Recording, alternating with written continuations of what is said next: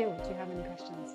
Yeah, I've got a few from your talk. The first one was, so when you were initially outlining the loan, what did you mean by 6%? I know that was the interest fee on the payment on. The fixed interest rate. Yeah. Okay.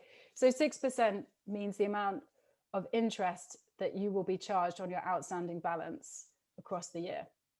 So if I took £5,000, I would be charged 6% a year on that. So first year, I pay back what, a grand. I'll be charged 4% on, 6% on the 4 grand the following year. Is that about right? Yeah. Yeah. Okay. Um, is there a period before the interest kicks in, or is it just straight away?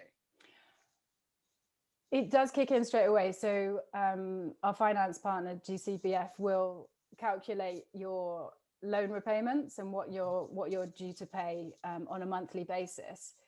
What you can do when you are applying for the loan is you can discuss with your business advisor whether you'd actually prefer to have a reduced payment plan beforehand. So you can apply for a 3-month capital repayment holiday, which essentially means you'll only be paying the interest that's due on the outstanding balance.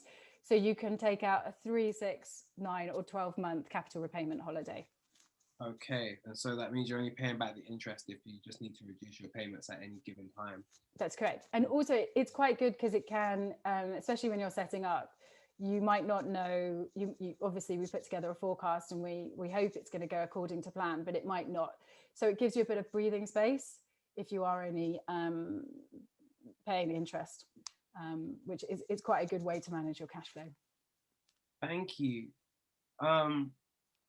We saw that like you had a few Black businesses that are taking the loan, but can you tell me like how many like Black and minority businesses have participated in like the Virgin's startup funding? Yeah, sure. So we've funded over 535 Black and ethnic minority businesses since we started. Okay. And how are they doing? Are they all like look like me? How are they doing from what you understand?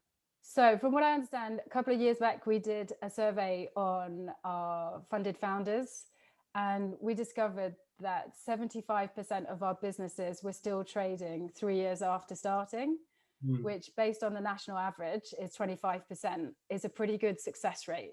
So I don't know the ins and outs of every single one of those 500 plus businesses that we funded, but I would assume that hopefully at least 75% are still going strong. Thank you so much. I think my last question is about the loan panel, the application process.